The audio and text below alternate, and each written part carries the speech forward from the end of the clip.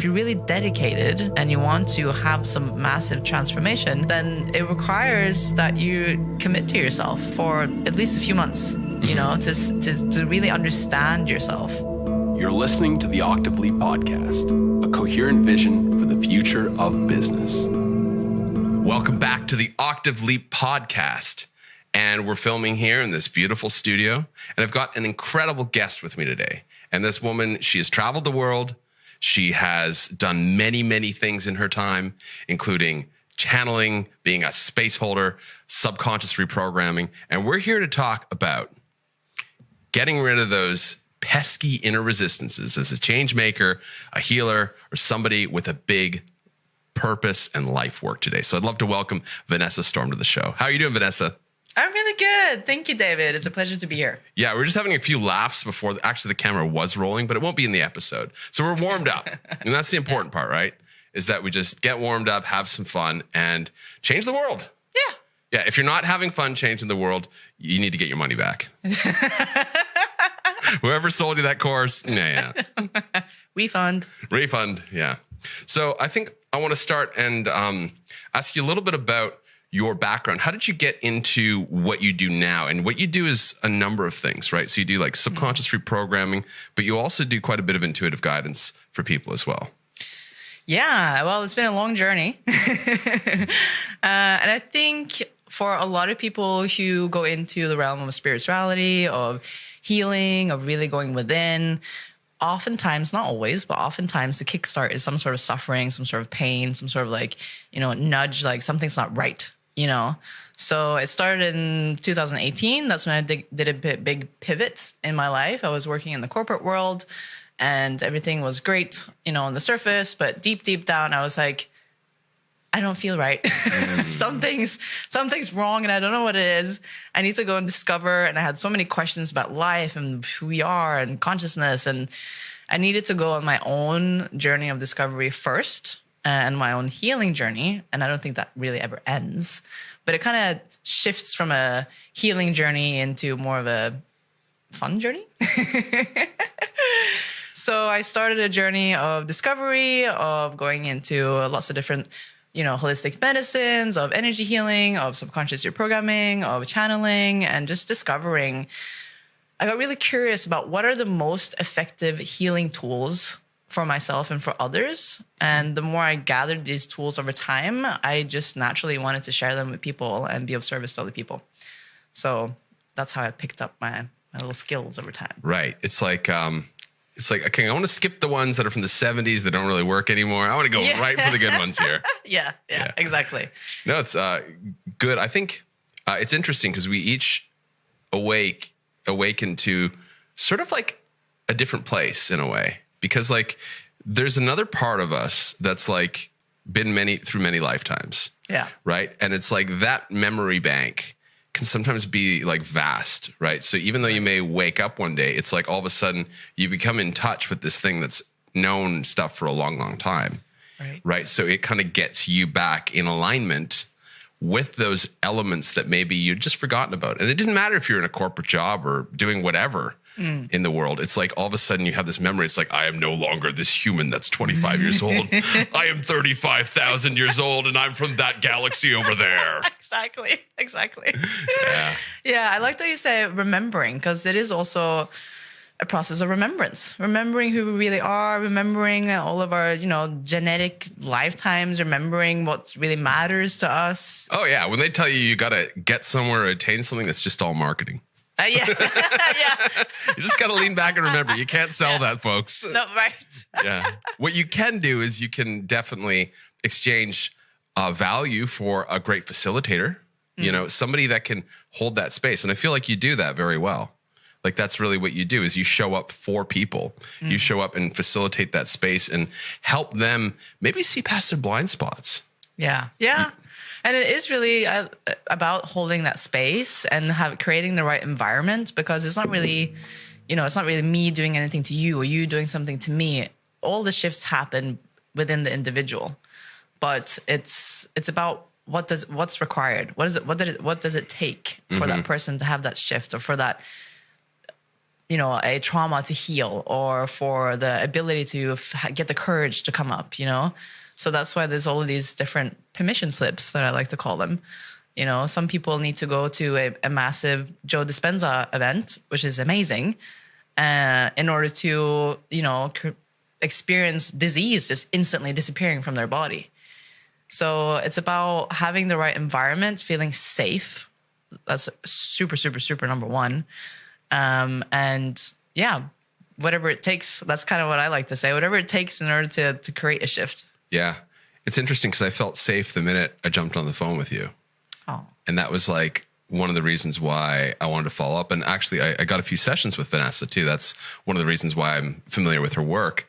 But I felt safe the minute I was on the phone with her.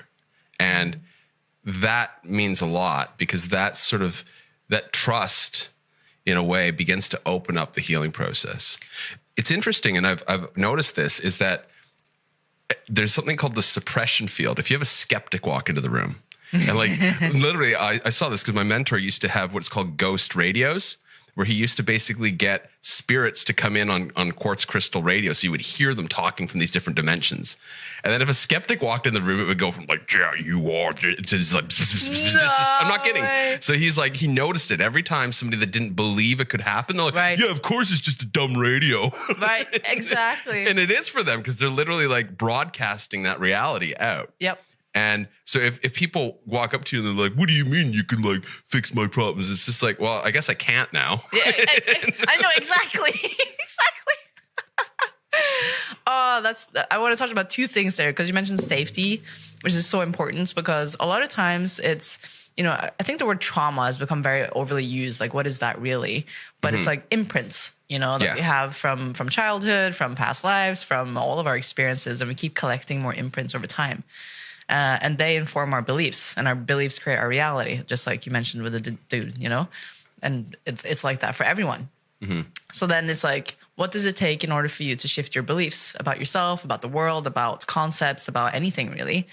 So in order to shift a belief, and in order to heal an imprint, it could be an imprint that's subtle or innocent in nature. Like, we have lots of positive imprints, or it could be an imprint that's really, painful. Yeah. And you can't just like have a little chit chat with a stranger and be like, oh yeah, I just, healed my childhood trauma there. You really have to create that environment where you can feel safe to go into that place again and change it, so that you have a different, well, actually just kind of totally remove it. That's kind of what I like to do, and then replace it with something else. So it's not like the memory goes away, but the imprint changes. Yeah. So it goes from something that feels like a memory that feels debilitating and is holding you back, into something that has actually served you and is empowering you today. Yeah. What was the second thing you said? Safety? It was something funny. Suppression field. Oh yeah, the suppression skeptics, field. The SSS or the SSF, the skeptic suppression field. Yes. I know, and that's so interesting, because then it's like, well, you're kind of living in your own self-fulfilling prophecy there. Yeah. Because if you don't believe that works, then you kind of just miss out. Yeah. It's like, it's fun when you start to really get on the bandwagon of like, oh, okay, if I change my beliefs, and it's not just like you can just, wave a magic wand and that will happen. It takes a little bit of adjustment and some tools and techniques, but then reality becomes more malleable. It's not so fixed in place. And it's like, wow, you can open up to infinite possibilities, and we live in this quantum world with a gazillion different timelines, and you don't have to be so programmed from your past. You can have a totally different future, So they always say, the past behavior dictates future behavior, the past dictates the future, and it's like, no, not at all. Well, it's true, but you can rewrite the past. Yes. Right? If you're allowing the past to have control over your life, and you're not conscious of the past patterning, it will dictate the future. And there's some people who just live on a predictable loop, right? Yeah. If you don't question it, it's sort of like, what the outcome is for these people. Right. You know where they're heading. They kind of know where they're heading too, because they convince themselves of it. Oh, I'm going to get cancer in 20 years. Right. I'm going to keep doing this thing though. Yeah. But then you see other people, it's like, wow, this person lived 100 and they drank and they smoked and they ate fried food. What the heck? What gives? Yep. It's because they have a completely different internal wiring. Right. And I mean, the other thing too, that we don't talk about so much conventionally, but I think people who are more conscious acknowledge deeply, is the role of emotions. right? And I feel like that thing that builds over the imprint is like emotional momentum in a way. So let's say an imprint happens when you're 4 or 5, and it was a rather traumatic one. And then it caused sort of like a schism from your natural alignment with life. So you kind of go off in another direction. You accrue sort of this baggage for 20 years or however long it takes for you to undo that. Right. And that's the part that sort of is the muscle memory, the neural pathways, the that sort of feeling. But when you remove the imprint, you stop feeding it. Right. So it's still, I guess, it is on the person to do their work and to actually clear that momentum and that debris, that residue of emotion. Yes. And in the beginning, it can feel really painful. Yeah. Because you can start to be like, so much stuff, in the past. So I really have to go digging into all of this, past memories and like all of this stuff in the past that you might not want to look at. And also like the ego, the personality structure doesn't really it doesn't enjoy in the beginning to self-evaluate in that way, because it's like, no, I just want to continue forward. I just want to have everything fine. I don't really want to look at myself in that way. The ego loves the past. It loves its familiar. It's what literally keeps it alive. It's like, this is familiar. I know it won't kill me. Cool, let's do that. Yeah. This thing's unknown. It might kill me. Let's not do that. That's how it thinks. It's that simple. Well, it's like whenever a belief is challenged, a lot of times people meet a little bit of resistance. Of course, it's unknown. Yeah. What's on the other side of that? Right. I don't want to step off the cliff into greatness. What are you talking about? And that's so funny, because a lot of times when I work with people, I'm sure you're experiencing the same. There's, we always have fear of failure. We have fear of like messing things up. And a lot of times fear of death. That's usually the biggest underlying one. But a lot of times there's also fear of greatness. Yeah. What would happen if it was really easy for you to build your business? What would happen if it was really easy for you to, get all the things that you want to get? And it's like, sometimes there's a bit of, instead of excitement, there's actually anxiety around that. Totally. Let's actually take a practical one. So when I worked with Vanessa, one of the things that came up is, what would happen if you didn't have to work 150% to like get results, like overwork? Right. And I'm like, I probably have more time for self-care and more time for life and more time for enjoyment. And it's like, yeah, but how does that serve you? How did it serve you to keep that belief in place? And it reframes the thing, because it's no longer then judging it. Oh, this is bad. It's like, in some ways there were positive traits. Yes. To keep that thing going. But now you've acknowledged that you want to change it. Yeah. Right. It's just sort of like, like, you leave the house with one shirt on. One shirt? Yeah. We got like one shirt on, and then like you get out and like, oh, I don't like this color. It's like the weather changed. I got to change my shirt. Yeah. Or you go out and it's a sunny day. Yeah. Right. Here's a better example. So you make a decision. I'm going to wear this clothing for a sunny day. The clouds come over. It starts raining. You got to put on a jacket. Right. So like there is this natural impermanence to life. Right. And so at a certain point in time, in a certain environment, a belief may serve us. Exactly. And then time moves on. And if we don't move with the current of life, and that belief becomes more and more sort of like it becomes more and more rigid. Yeah. Becomes more and more like enmeshed, but it's not appropriate anymore. It kind of gets in the way. Exactly. Yeah. It's kind of like you're growing out of clothes are becoming too tight. Yeah. And I really like that you're bringing it up, because that's one of the things that most of us don't see with the limiting beliefs or with how the programming. And it's limiting and it's preventing us from moving forward in the ways that we want to. But it's not until that you see that you have those aha moments where you go, oh, actually it's benefited me, because you will never have a belief that doesn't serve you. Yeah. Because, nature and the amazing technology of our mind would never waste space on something, a belief or a brain space that didn't serve you.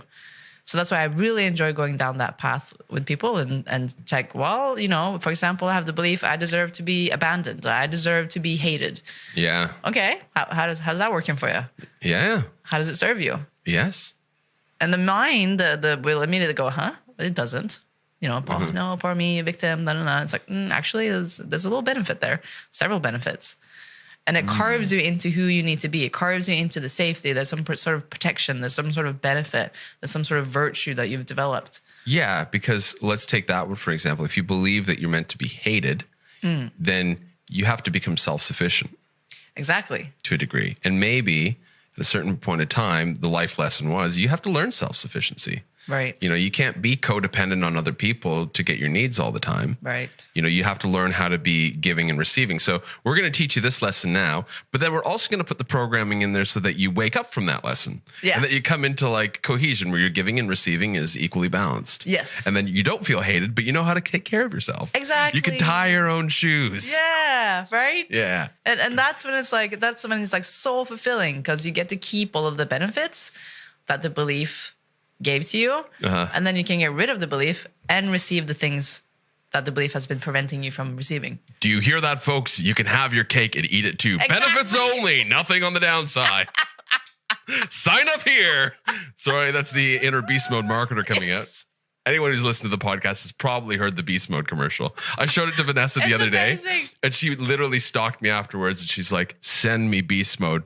Where's Beast Mode?" I did. Yeah, I need to see Beast Mode. Several times during the day, I was like, "Did you send it? Did you send it?" And then when I got home, I was like, "Send that to me." Should we put it in a link below just in case to remind people? Yeah, I think we need to. Yes. So Beast Mode is my ultimate spoof on modern internet marketing, and yeah, it just kind of goes to show, like, I have a lot of fun with it. And I don't want you guys to think this any of this is a sales pitch, but I make fun of marketing in the middle of a very deep and profound conversation. Yeah. Because you can't get too serious about this stuff. No. You have to have fun. Yeah. If you've lost your sense of humor, that's the one thing I think. You know, just don't lie. Don't lose your sense of humor. Yes. Get rid of the 10 Commandments. Let's just have those two. Yeah. Don't lie. Don't lose your sense of humor. You're good. Eat what you want. But with the thing, I'm glad that you brought up, you know, there's only the positives to everything, because what I also see, and I have catching myself doing too, is chasing this sort of, you know, illusion of a future that doesn't exist, where everything is handy dandy and there's zero problems at all. Because we came here for the challenge. We came here for the challenges. Yeah. So it's about reframing your perspective around the challenges. And what happens is when you do subconscious reprogramming, or when you do healing and you upgrade your journey, you upgrade your challenges. Yeah. It's actually physically impossible for us to live in a utopia. So I got to give you two stories. One is the sun emits radiation that causes stress. And that stress causes us biologically to evolve. So there's a sort of a constant stress coming from the radiation and the electromagnetic waves coming off the sun. So it's constantly moving evolution forward. Yeah. The second thing is this is really cool. But there's a book. There's a guy. Have you heard of the Philadelphia experiment? Yes. Yeah. So this guy he wrote a lot about it because he was part of it, and he traveled through time. And he writes he went to the year 2700. He said humanity is basically controlled by these, not controlled, but governed by these like supercomputer crystals. They're like AI, but like organic AI. Yeah. And everything's like idyllic. But he says they have a huge crisis because everything's utopian, nobody then like has to push. Right. Nobody's back's against the wall. Nobody has to like make that like, shit, I'm down to my last $10. Right. Gotta make some money happen here. There's none of that.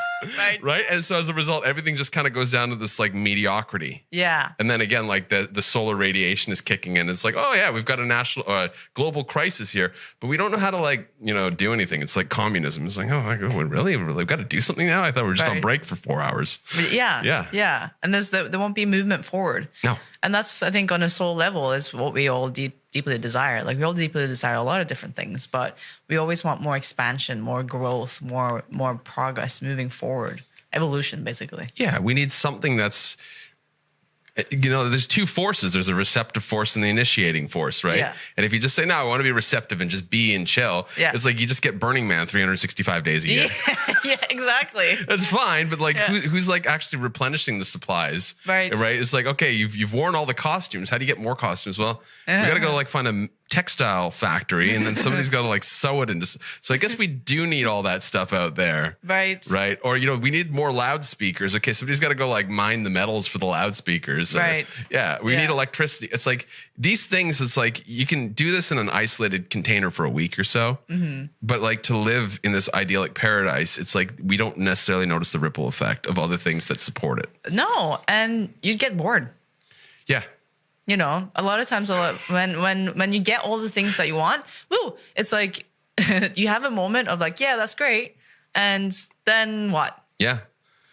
It's like people are like, I wish the world was like Burning Man. And then like the world was like Burning Man. Like, shit, I just want to sit in an office and do some accounting. Right.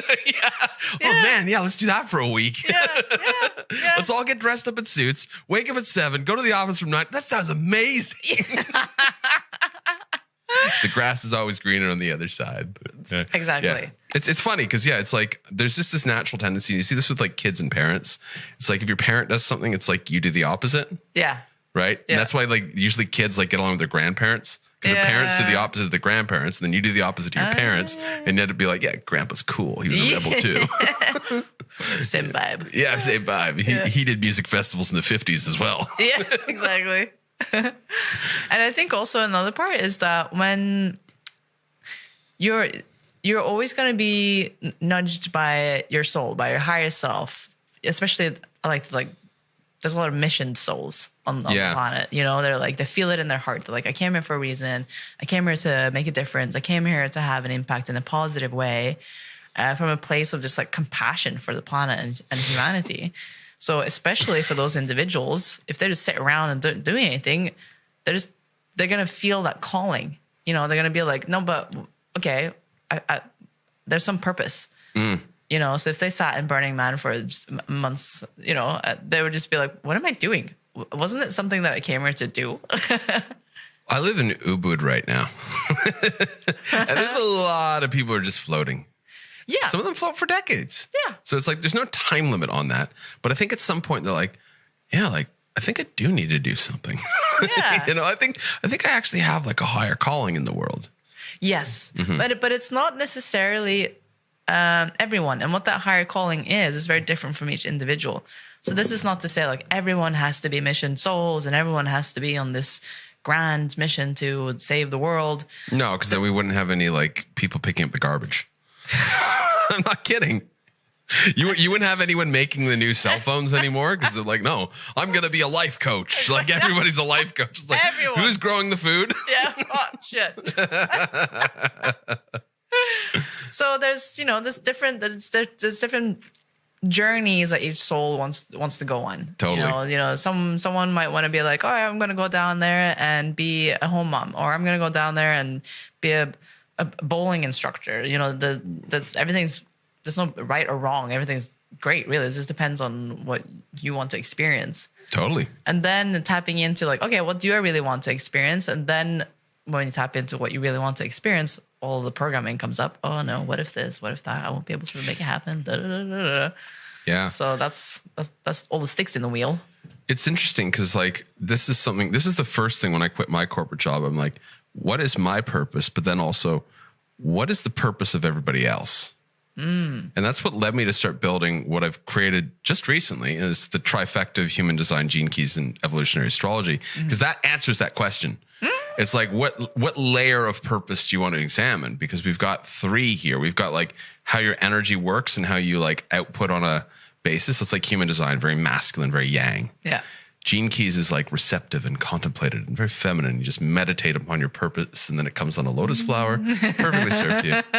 And evolutionary astrology is like this thing that like the tentacles of the roots of the subconscious that just go deeper. When you put the 3 lenses together though, like I've been doing a lot of these sessions lately and everybody has a huge aha shift moment in the session about like, I only try to answer one thing too, because they can go in many directions. Right. So I try to just keep it super like honed in, like, who are you? What's the thing in front of you? But it's interesting to see. It's like some people are almost 100% in alignment. There's just like one little area and they get that back and it's like everything comes into place. And then some people are like 90 degrees way out. Off. But they're kind of sitting there nodding and they're like, yeah, I've got to like, this is the mountain of work that I have to do. Yeah. You get clarity. And that clarity isn't just information. That clarity Energetic. is energetic. Yeah. And it begins the process to which people start to ask the questions where they probably run into the beliefs that kept them from getting to their purpose, in which they then need to rewire. Right. So in a way, I don't want to say there's like a faster, more efficient, but there is. There's tools that can keep you out of the cave for years and decades, and just like basically keep you in the flow of modern life. Yeah. But get your clarity in the right direction. Right. About what you're here to do and what's really going to be fulfilling. Right. Right. Because whatever we're calling normal is just what we've been doing a long time. Yeah. But that's not like the actual normal for us. Like the actual normal is more of that other layer we were talking about earlier that's like deeply fulfilling. That's normal. Yeah. It's just we're not starting from a baseline that's anywhere close to zero. It's like minus like 100 in the world that we live in, right? Like, I mean, if you look at the advice we're given, look at what we grow up with, it's pretty like compressed into a very narrow range of things. Of what's normal. Yeah, what's considered normal and acceptable, and yeah, and like the emotions are just like in the way, kind of thing. Yeah, and it's all mental, and it's all kind of like boxy and robot like, yeah, and like you have to adhere to all of these norms, and that's what made me shoot off. Like I grew up in Norway, and Norway is an amazing place. In some ways, they got it right. I mean, everyone's taken care of. Yeah, it's low crime, like it's amazing.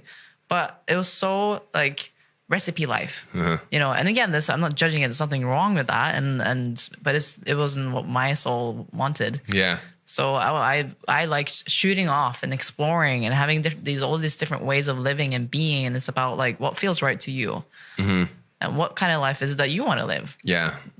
So I think it's important to allow yourself to, go outside of the norm. Yeah. And feel accepted in that. Yeah. I mean, in some ways, I've been to Scandinavia, and all the Scandinavian countries kind of have a similar social setup. Where it's like, yeah, you're supported, you can get all the money, all the like base needs you need, but then like beyond that, it's like just don't get out of the box. Just stay in the box. The box is here for a reason. Yes. Keeps everyone safe. Yes. Don't question the outside of the box. No. All right, screw off. I'm off to Bali. Yeah, exactly. Yeah, it's very much like that. But it's I don't know. I have a funny feeling with it because they've kind of it works. The system works. Everyone goes to work. People make money. Basic needs are met, and it's functional. But there's energetically there's a limitation. I just feel like you can't expand in the box. Well, you kind of see it in other ways too, because like Scandinavia was one of the few places where on any night of the week people would be drinking till 5 a.m. Yeah, especially on the weekend. Like it kind of comes out in other ways. It's like that's true. The beast isn't getting fed. The animal nature isn't getting fed. The emotions aren't getting fulfilled. So then people go out and have these wild ragers. Yes, exactly. Right, and it kind of comes out in more, unconscious or darker ways, or ways that don't serve the individual. Yeah, and also the level of perfectionism in the Scandinavian countries is so high. Have a perfect life, be a happy family, have a great job, be happy all the time. When deep down, there's so many suppressed emotions that leads to drinking, like you mentioned, or taking other drugs and needing some sort of other outlet because the pressure to perform or the pressure to be so perfect is so high. Yeah. So imagine like it's kind of interesting because like society in a way, it kind of develops at a slower pace than sort of the visionaries and the changemakers. Right. Yeah. Like we're the people we're talking to are probably people who are just sitting here nodding at like my society's way behind where I'm from. But like they're getting that base layer. Right. Yeah. So maybe in 20 years or 30 years, they'll get that next layer and they're like, you know what? Actually, like we got to open up about emotions. We got to talk. We got to figure out like healthy masculine and feminine dynamics. Right. We got to talk about trauma and healing and all of these things in a very open-minded way. Yeah. And then things will start to shift. Yeah. And I think they kind of are, because I think the world was so traumatized by lockdowns, right? It's like we can't just sweep that under the rug. It's like, everybody's kind of carrying this burden with them. Some people are thriving because they have the tools to alleviate that trauma and to disperse it. But a lot of people who didn't have this and were in the box are pretty jangled because they're realizing that the box isn't a container that can hold them anymore. Right. Yeah. And a lot of people also realizing that the systems that created the box and everything behind it, the intentions behind that, what's that all about? Yeah. Not going too much into that side, but people, I think it's healthy that people are starting to question things. Everything, really. I think, yes, when we are in a period of transition, everything should be up for questioning. Right. Right. And some things will remain. Yeah. Like it's like, oh, actually the state where we take care of everyone. Yeah, that remains. Right. But the part about like shutting up and perfectionism, that part we can change. We can let that go. But I think a lot of the people we're speaking to, they've kind of transcended that. Yeah. I mean, there are some people who exist in these countries, but they've probably found their tribe on the internet. Or they probably found their tribe in like, the local new age gift store. Well, I'm not kidding. Yeah. Every little like farmer town in Canada, like they'd have a new age crystal store and like all the weirdos are gathered there and they do their channeling sessions and their Reiki and, you have your community. Yeah. You have your tribe. Right. And then you go back into the families and the old friends and all that kind of stuff. And you're like, next Wednesday, can't wait for next Wednesday's healing circle. Exactly. When we all meet again. Yes. But, now's the time to step up too. And I think one thing, like we were talking about before, is that changemakers struggle stepping into their greatness. And it's like, responsibility is easy compared to greatness. Stepping into a little bit more responsibility in life, but stepping into your greatness, it's like, oh, this is like something I get to define myself without limitations. Yeah. But there's no one to give me a course on this. Yeah.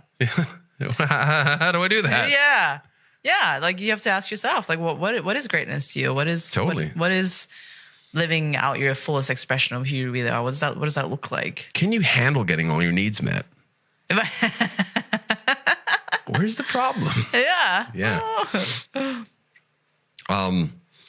So what kind of inner resistance do you generally see with these type of people? People who are here for a big purpose in life. Yeah. But, struggle on their own, struggle with their inner game. Yeah. Yeah.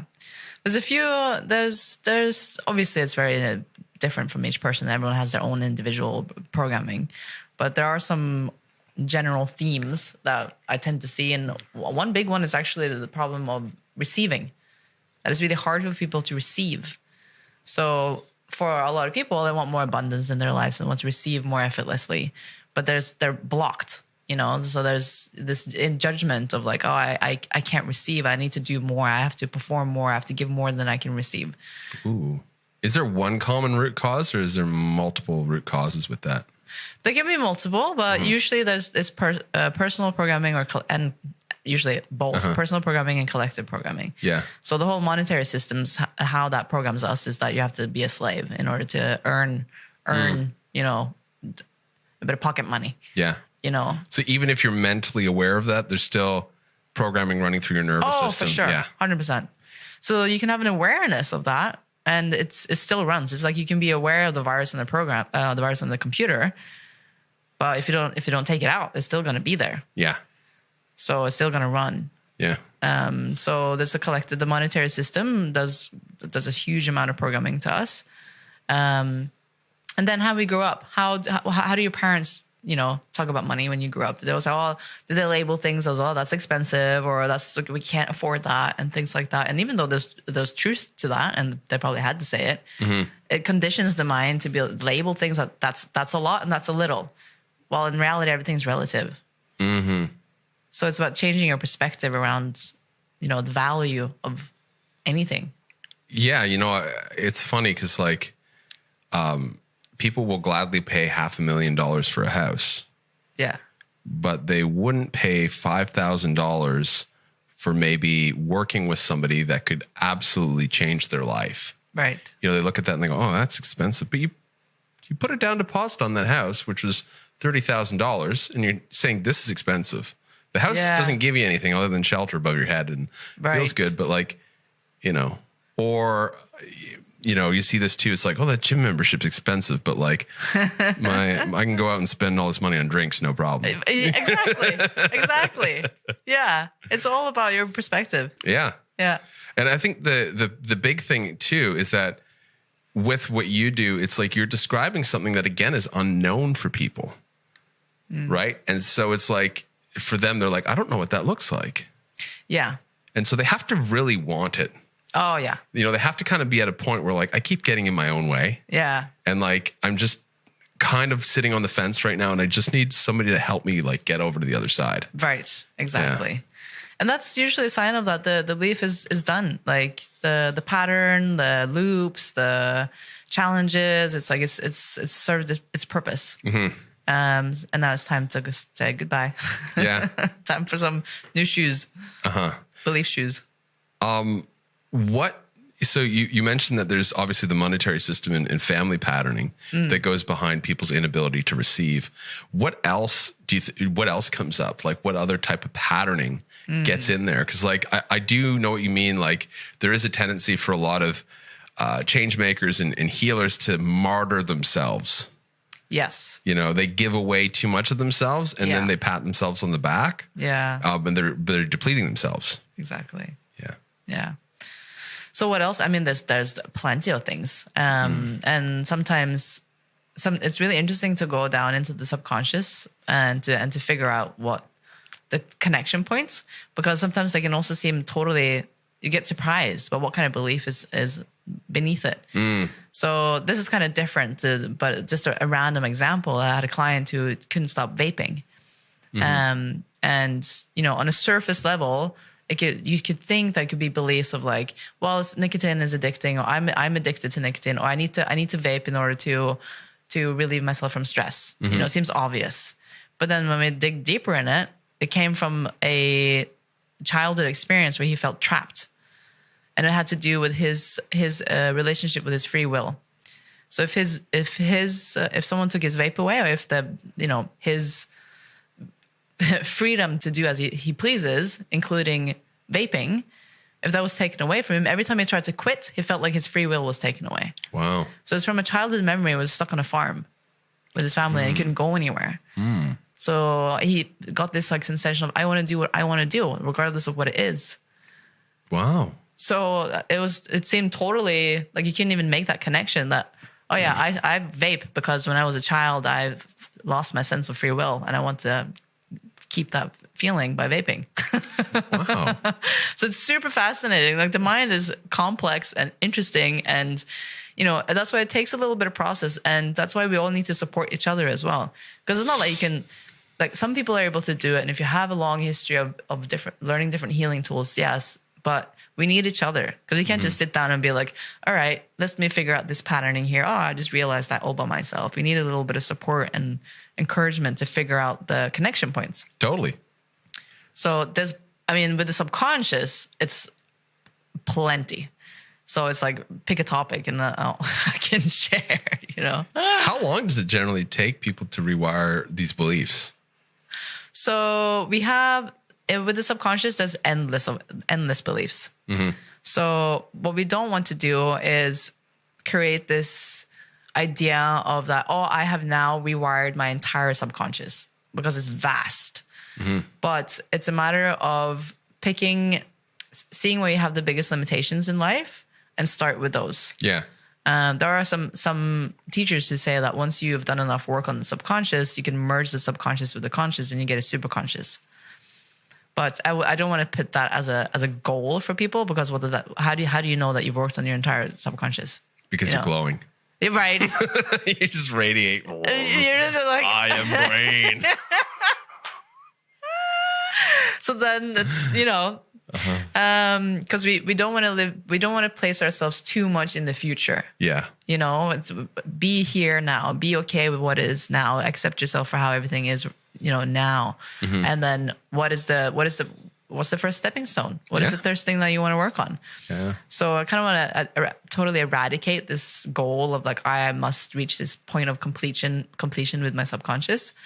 But when it comes to, you know, you can have a session and you can take some beliefs, and then obviously you can have a massive shift from one session. But it depends on how deep do you want to go and how much change do you want to create in your life. So if you're really dedicated and you want to have some massive transformation, then it requires that you commit to yourself for at least a few months, you know, to really understand yourself. Because once you start with the subconscious, it's like you scratch the surface a little bit, and then you're like, oh wow, okay, there's so much here to explore. Yeah. But you work pretty fast with people. I do like speed. Yeah, like you in a session, you'll move through a lot. Several beliefs. Yeah. You know, you use muscle testing to sort of like validate that they've been removed. Yeah. But then comes the maybe processing time on the person in their own time when they're actually encountering, oh, now I get a different choice. This decision isn't being made for me by my subconscious. Yes. Yeah. That's part of my personality. So I do like speed. I like efficiency.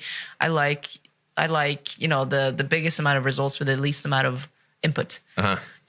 So, you know, some people would be like, oh, you can't do healing fast. Or you know, you have to spend years in therapy, or, you know, all this trauma is going to take me a year to heal. I like to challenge that and be like, I don't know. That's how therapists get their recurring subscriptions, right? Psychologists are good.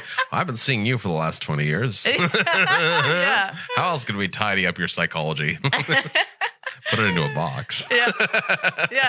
All right.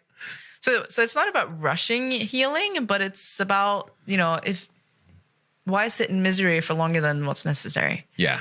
So, and it's also fun, you know, create big shifts fast. It's like, it's exciting.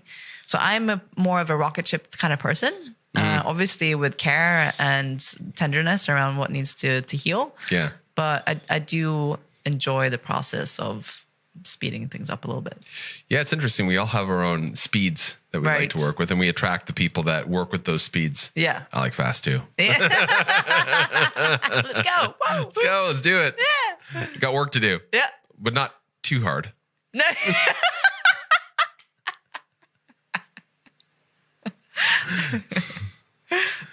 Yeah, this is great. I think you know, you're talking about these things that normally people in spirituality are aware of and they work with, but you're actually articulating them, I think, in a way that people can relate to. And I think that's important because it kind of makes the unknowable a little bit more knowable. Yes. And then it feels a little safer to go into it. Yeah, that's always been my like life purpose, is like, how do you articulate the unknowable? Right? Right. It's like the conversation we were having the other day. We're like, what is creation? Universe? It's like, you can't know God. Actually, I think we can know God. It's this egg. 20 trillion year long route in the shape of an egg, the cosmic egg, where you're ejected from the white hole and you go through this 20 trillion year circuit and you end up into the black hole at the end. That's life. That's life. There we go. And we're only about 0.1 trillion, not even that, like 0.01 trillion years. So buckle up, folks. You think this is the Great Awakening? This is the mini Great Awakening, for which there will be many. Exactly. You think we're going to evolve into our highest form? Wait until you're like 20 galaxies that are merging together into a state of absolute transcendence for 7 billion years. And that's a nap. Mind's blown. Radar silence. Technical glitches. But anyway, back to my point. Just trying to make the unknowable a little bit more knowable. Yeah. Yeah. But I think, so for example, with that, what you just said. Whatever that was. Because there's so much relief in that perspective as well. Because then you zoom out from your tiny little experience here, where we identify so much with everything, you know. Oh, I didn't message me back. You know, it's like, okay. My Tinder date didn't message me back. She's ghosting me, and I was really attracted to her profile. You are God. You've got another 19.99 trillion years of this. Oh, I guess putting it in the larger scheme, we'll move on then. Exactly. And that's what's so nice, because it's about expanding your perception, expanding your awareness, tapping into the bigger picture, tapping into what's really important to you, because then we don't get so hung up on those. It's not that they're not important and our emotions around the daily things that happen are not important, but if you want to have real progress forward, then zooming out as far as you can. And that's why I like rocket ship, go as far out there as you can so that you can bring that back down into your daily life. We talked about this too. And it's interesting because like this has come up actually scientifically. So Dr. John Lilly, who was the psychologist who invented floating, and also in the CIA Gateway Project, they both sets of scientists acknowledged that our awareness is generally dispersed, right? Like, so it's kind of distracted in a way. Right. It's not focused. Yeah. And as a result of that, it kind of just like gently pushes up against sort of the next dimensional layer and then kind of bounces back. Yeah. Right. So it's like we kind of stay in this like, da. But when you like actually take your awareness and you compress it into a very narrow bandwidth, it becomes like a laser. And that laser can penetrate through. Yes. Right. So in order for us to have access to the focus necessary to do that, we need to kind of clear out the stuff that's running in the background, that's getting in the way, the detritus, right, the debris. Yeah. So I feel like that bandwidth is when we clear out the limiting stuff, the stuff that keeps us there, the stuff that takes up energy that we don't notice about, then we have this like ability to super focus. Right. And when we super focus, then we can actually place our attention somewhere we want to go, penetrate through the higher dimensions to actually get that thing, create it in unmanifest reality, and then it shows up in manifest reality. Yeah. Yes, and that's my 3-step to manifestation guidebook you can download in the comments. No, I'm joking. There's no guidebook in the comments below. There's lots of stuff there, including a very special gift that Vanessa's giving away. Yes. Yeah. Actually, this is a little bit of a co-creation. Co-creation, yeah. Yeah. So this is my frequency medicine. My it's the 528 frequency, so really good for cellular regeneration and DNA. It's also got a brainwave entrainment frequency that brings your brain in harmony with the Schumann resonance, which is the heartbeat of the earth. And over top of that, we have wonderful guidance by Vanessa. Why don't you tell everybody a little bit about what the nature of this meditation is about? Yes. So this is a heart activation. So we haven't even talked about the heart consciousness today. No. The subconscious is so vast. I know, right? But it all makes sense because also when we're tapping into, we've been talking about limitations and tapping into greatness. And really when you want to tap into your soul mission, your purpose in life, it's also about getting out of your head and getting into your heart. Because it's through your heart that you're connected to your higher self. It's through the heart that you're connected to your soul. You can get divine guidance. You can get access to all of the information that you need in order to move forward. And then that's why it takes courage to follow your heart. So if you tap into your heart consciousness and you're like, oh, I'm getting clarity here now. I know what I need to do. I know where I need to go. I know the people I need to connect with. Then the fears of the mind will come up. So if you do really want to get clarity and you want to operate from an expanded place, and also this is where I think all of humanity is going from a very mind dominant place. It's not that we're going to get rid of the mind. It's a tool. But we're all going to drop down into the heart and operate more from our heart consciousness. And that's also where we're interconnected as well. And once you start to operate from your heart consciousness, that's also when you can bypass all of the limitations of the mind, if you have the courage to operate from the heart. So again, a little like fast track rocket ship method. So the thing is though, when we talk about the heart consciousness, it can sound a little woo. What is this all about? Well, okay, I'm just going to operate from my heart, as if it's some sort of woo-woo thing. It's not. There's a lot of science behind it, like Joe Dispenza, the Heart Math Institutes. They've done a lot of research around brain-heart coherence and what happens when you're actually in harmony in the frequencies between the heart and the brain. Obviously, we can ramble on a lot about that. I know that you know a lot about this. Yeah, too. and this is something that the show really focuses on. Yeah. And even what we're talking about, all the rewiring of subconscious beliefs allow us to basically pave that super highway. Because those are the roadblocks, the construction areas on that highway, right? And when we say, okay, construction's done, then there's that transmissivity of energy between the heart and the head. There's a book called The Biology of Transcendence. And it was written by Joseph Chilton Pierce, and it was his commentary and his beautiful language. He actually wrote the book A Crack in the Cosmic Egg too, so we won't get back on the egg thing. But he's been an old pioneer of consciousness. And one of the things that really stuck out in the book for me was that he said that modern science has discovered neurons in the heart. And that previously they thought the neocortex was the most evolved part of the brain, but now they realize that the heart is the most evolved part of the brain. Yes. It's part of the brain, folks. It's the fourth tier of the brain. You know, we have the brain stem, we have the limbic system, we have the neocortex, now we've got the heart. Right. Yeah. Exactly. And it's really exciting because it's a process of discovery. Mm-hmm.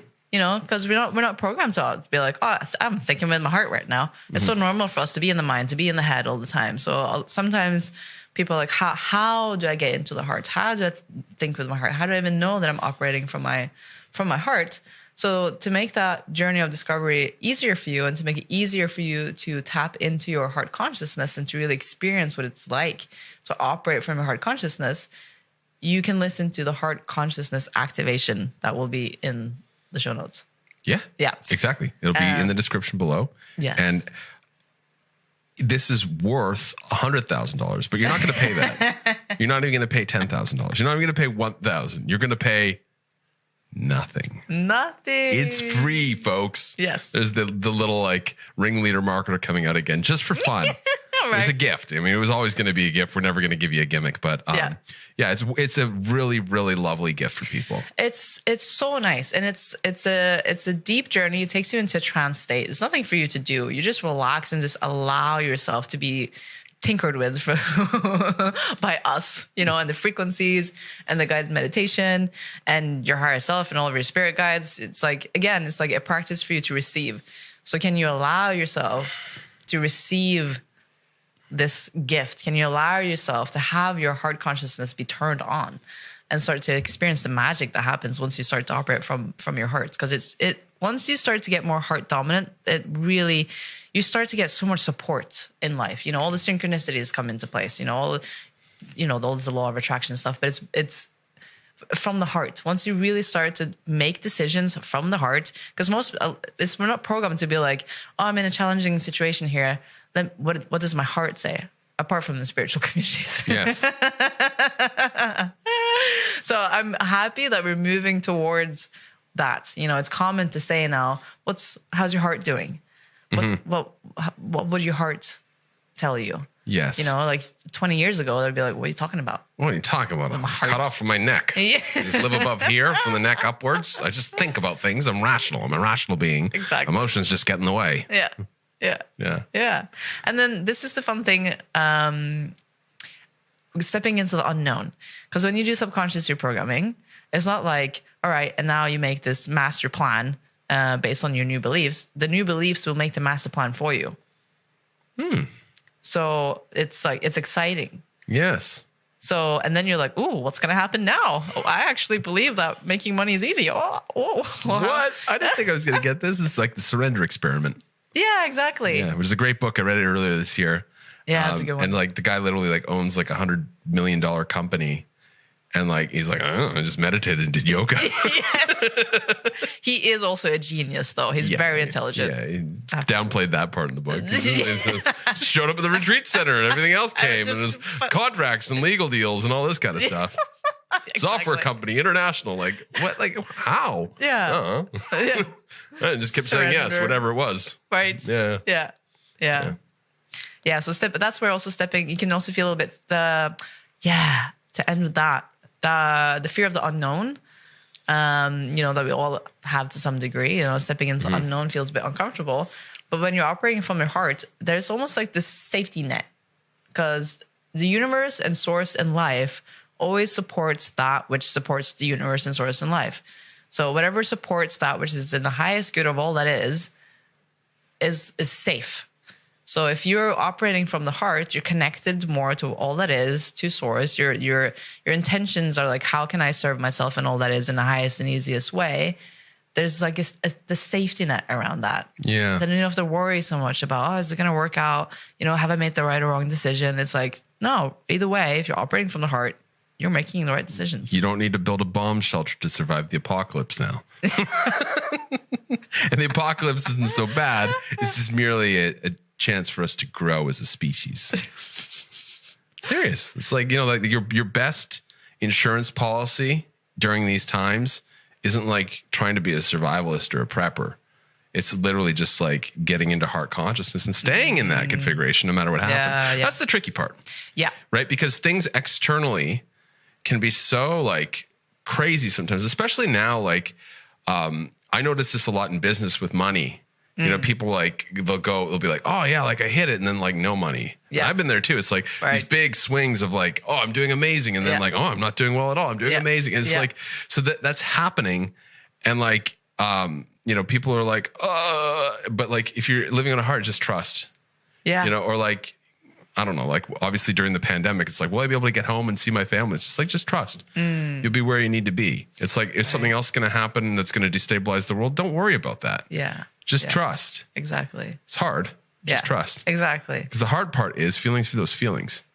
But if you, this is the big thing that I noticed is that no matter what's happening externally, like I had this wrist injury, caused a lot of disruption with work, that type of thing. And there's a part of me like, how am I going to earn a living? Because for months I'm not going to be able to work the way I was working. Yeah. It's just like, just trust something else is got handled. Yeah.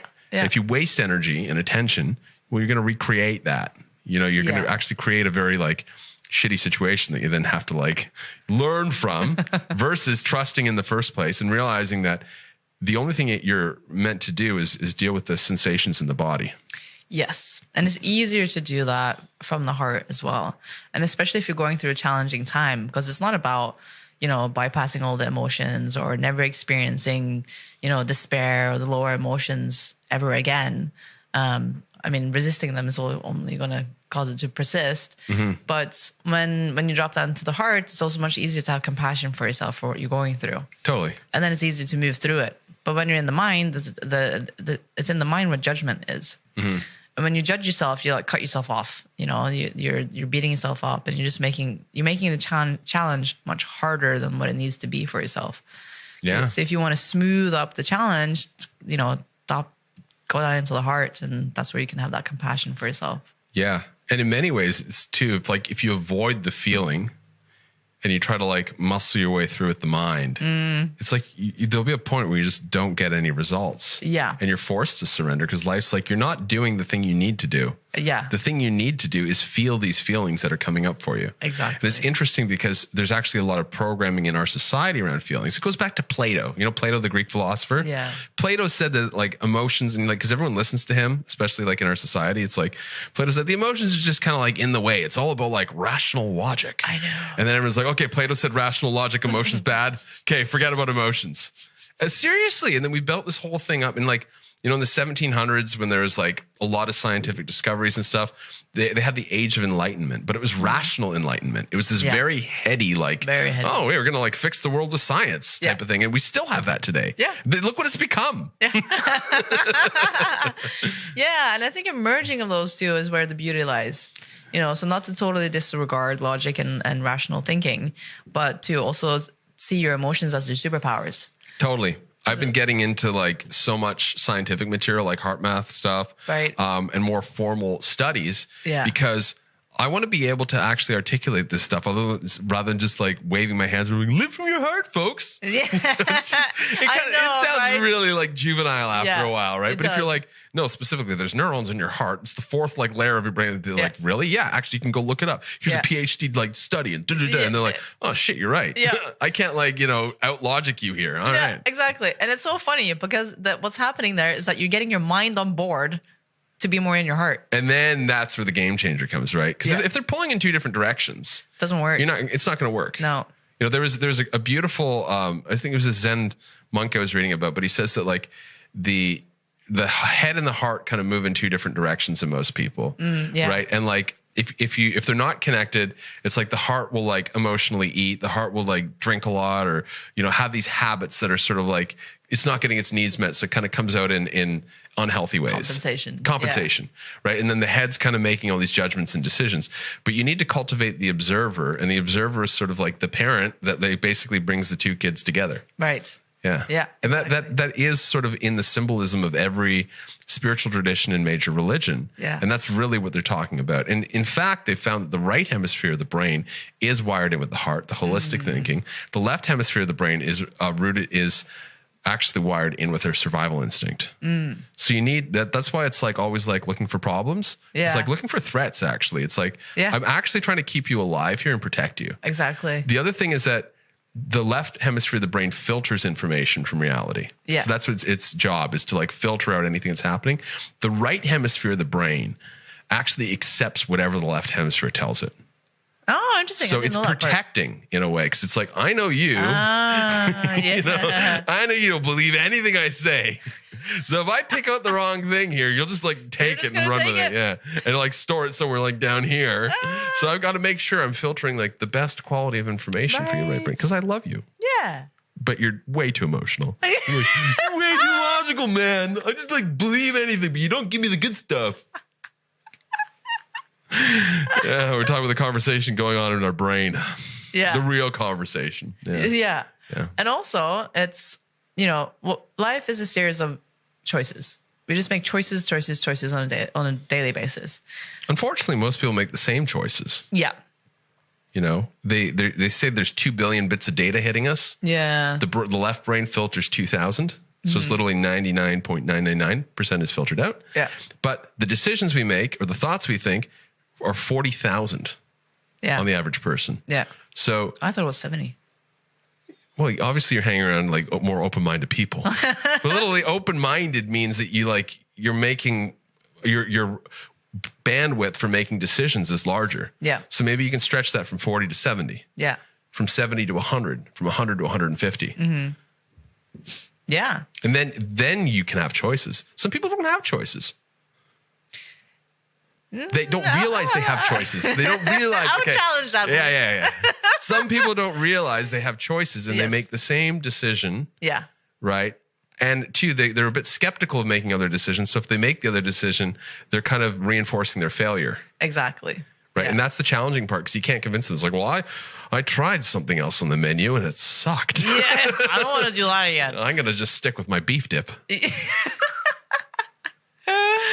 But also just want to comment on that dissonance that's going to happen if your heart is telling you one thing, but your mind is saying something else, and creating that coherence, because that's when they can't agree, when they can't unite, then you're stuck. How can you move forward when you got, you know, the king and the queen saying different things? Right. So that's when you can create movement forward. That's when you can make an aligned decisions. That's when you can make choices that are empowering for yourself and put you on the highest timeline, you know, when you have that coherence. What a beautiful like capstone to this conversation. And if you want to experience the coherence, we've got a beautiful free invitation for you. Just scroll into the comments below, whether you're watching on YouTube, you're listening on the audio version, and there'll be a link there. You go there, you get it for free. Also, if you're interested in knowing more and clarifying your life purpose, I've got trifecta readings, which is human design, gene keys, and astrology. Super powerful. Vanessa's going to get a reading soon, so she can't really comment on it now, but she will soon. My future self is saying. Your future self is saying, epic. Giddy up, this is epic. But if you really want to understand your life purpose, your soul purpose, and also the nature of your core wounding on a DNA level, which funny enough becomes our vocation in life, then this reading is for you, because it powerfully combines three systems. And it's, I'd say, one of the best things I've created this lifetime. So in the description below, basically the description to this video has gold in it, gold and diamonds. Exactly. So go there. But in the meantime, thank you for joining us for this amazing podcast. Thank you, Vanessa, for being on the show and just having a nice, light, deep, you know, life-changing conversation. Right. Super fun. That's the way they should all be, right? Yes. With that Bill Hicks skit. What if the news is positive? I'm not going to go into that. That'll be another tangent. All right, folks. Have a good one. Thank you very much.